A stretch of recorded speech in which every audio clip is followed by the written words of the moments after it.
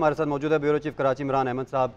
इमरान साहब, आप कराची की सूरत हाल से मुतालिक बताइएगा। जिस तरह कहा जाता है पीपल्स पार्टी की जानिब से कि कराची भुट्टो का है, पहले तो ये बताइएगा कि किस हद तक इस वक्त ये प्रैक्टिकल है बात। दूसरी बात ये कि हमने ये भी देखा कि पीपल्स पार्टी को टफ टाइम देने के लिए जो सिंध में मुख्तलिफ सियासी जमातें उन्होंने अलायंस क्रिएट किया ताकि पीपल्स पार्टी को टफ टाइम दिया जा सके। MQM की वापसी देख रहे हैं आप?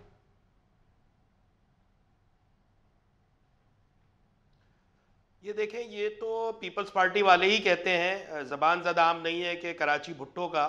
ये जो है ये अभी पीपल्स पार्टी ने अभी नारा दिया है, लेकिन जो कराची का हशर किया है पीपल्स पार्टी ने वो भी सबको पता है और उसी की बुनियाद पे ये इलेक्शन लड़ने जा रहे हैं। पीपल्स पार्टी भी, MQM भी, जमात इस्लामी भी और जो दीगर जमातें हैं। अफसोसनाक पहलू ये है कि PTI ने 14 नशिस्तें ली थीं या उनको दिला दी गई थीं पिछले इलेक्शन में, जिसके बाद उन्होंने पलट के कराची की तरफ किसी ने नहीं देखा बशमूल वज़ीर आज़म साहब। कराची में तूफ़ान आया, सैलाब आया, बारिशें हुई, लॉ एंड ऑर्डर की सिचुएशन हुई, लेकिन कभी वज़ीर आज़म साहब मेरा ख्याल है अपने मजमूई दौरे हुकूमत में जो 3-3.5 साल था, कोई 14 घंटे भी कराची में उन्होंने मुसलसल नहीं गुजारे, जिसकी शिकायत कराची वालों को है।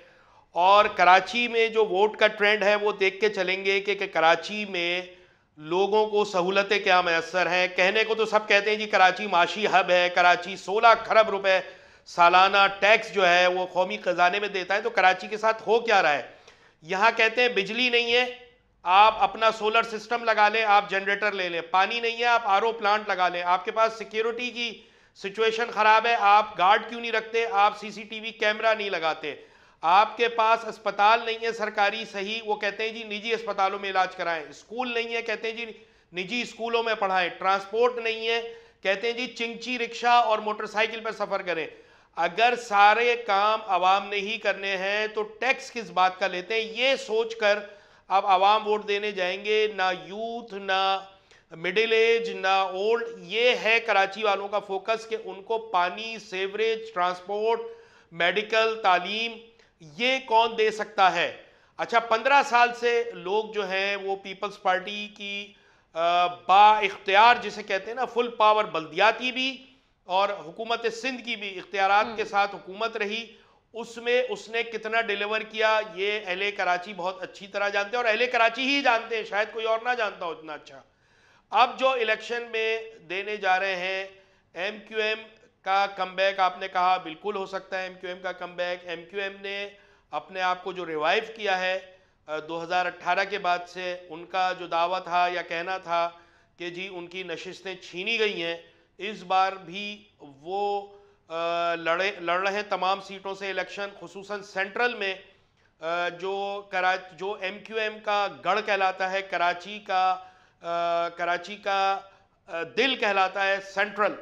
उसमें 2-3 मुकाबले ऐसे हैं जो ज़रा टक्कर के होंगे। इसके अलावा जो सोराब गोट का इलाका है 235 NA 235, ये वो इलाका था जहाँ पे लिसानी फसादात की इब्तदा हुई थी। 1986 में यहाँ से MQM की जो बसें काफिले पक्का किला हैदराबाद जा रहे थे, उसके ऊपर हमला हुआ था, उस पर मुतादिद लोग जहाँ बहक हुए थे। उसके बाद से एक लिसानी इलाका हो गया था कि वहाँ पे पश्तून आबादी है, वहाँ पे अफ़गानी है, वहाँ पे दीगर कौमियतें, जिसकी वजह से MQM और उनमें टकराव रहता था। इस बार वहाँ से एक पश्तून उम्मीदवार इकबाल खान महसूद खड़ा किया है MQM ने। और जो सोराब गोट इस इलाके की बड़ी ख़तरनाक इलाका समझा जाता था, अलासिफ स्क्वायर, उस अलासिफ स्क्वायर पे ना सिर्फ MQM के झंडे लगे हैं बल्कि MQM की होर्डिंग्स लगी हैं।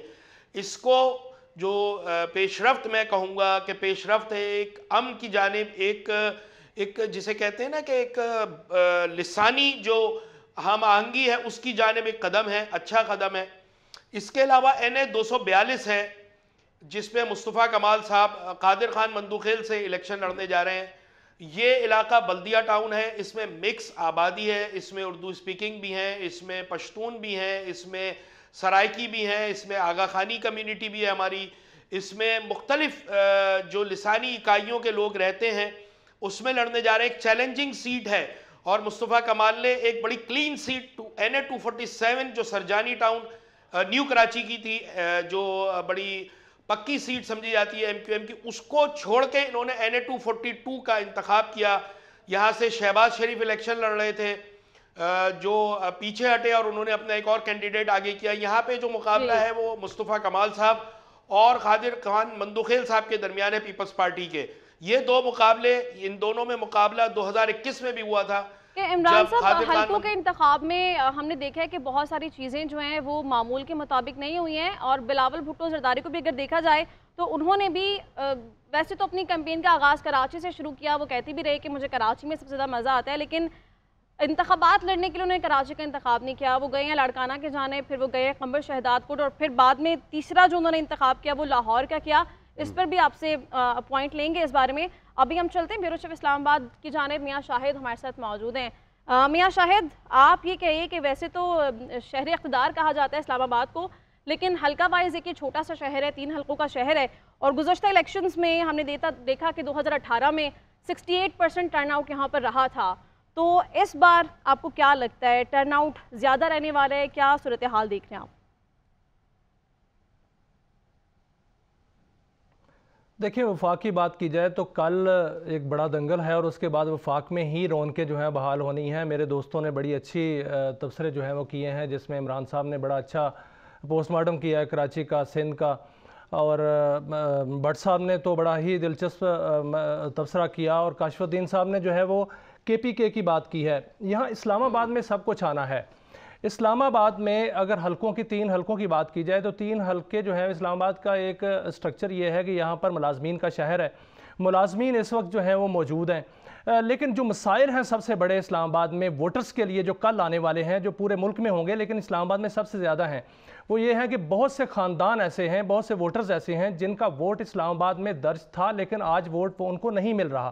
पूरे ख़ानदान जो है अपना वोट जो है वो तलाश कर रहे हैं, अपने पोलिंग स्टेशन तलाश कर रहे हैं। जो पोलिंग स्टेशन है वो 1 किलोमीटर में बनना था, लेकिन बहुत से वोटर्स ऐसे हैं जिनका पोलिंग स्टेशन 13 किलोमीटर जो है वो दूर है, और वो वहाँ पर जाके अपना हक़ राय दही जो है वो अदा करेंगे। ये कैसे होगा? अब रात के मुझे बहुत से फ़ोन जो हैं वो कॉल्स आई हैं, और बहुत सी शिकायत जो हैं वो इलेक्शन कमीशन को भी दर्ज हो चुकी हैं। सैकड़ों कॉल्स जो हैं वो शिकायत दर्ज हो चुकी हैं कि उनके वोट नहीं है। इसलिए टर्नआउट, मुझे नहीं लगता कि टर्नआउट ज़्यादा रहेगा।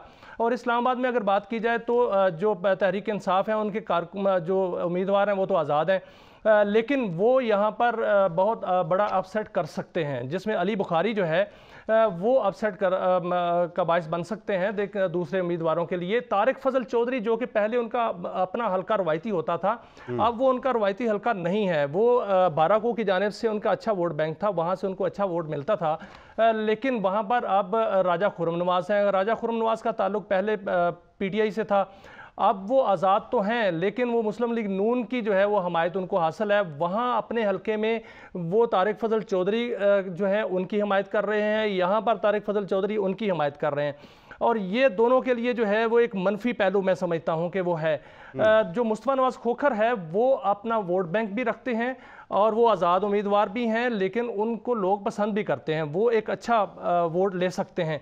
यहाँ पर इस्लामाबाद में तीनों हलकों की अगर बात की जाए तो कोई वाज़ेह अक्सरियत लेता हुआ फ़िलहाल नज़र नहीं आ रहा कोई भी उम्मीदवार, लेकिन कल जो बड़ा वोट निकलेगा, अगर नौजवान वोट निकलता है और वो वोटर्स जिनको अब अपने हलके जो है वो पोलिंग स्टेशन नहीं मिल रहे, अगर वो मिल जाते हैं तो एक अच्छा जो है वो उसमें वोट बैंक में इजाफा हो सकता है वो टर्नआउट में।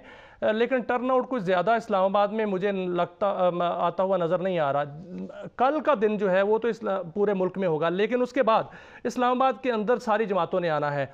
लेकिन अभी जो बात हो रही थी कि कौन हक जो है वो इम्पैक्ट क्रिएट कर सकता है, क्या 169 सीटें हैं वो लेकर सादा अक्सरियत जो है वो बनाई जा सकती है? क्या 169 सीटें लेने पर कोई भी जमात पोजीशन रखती है? इस वक्त मैं समझता हूं कि ये जो इलेक्शन हो रहा है ये तमाम जमातों के लिए मुश्किल तरीन इलेक्शन है।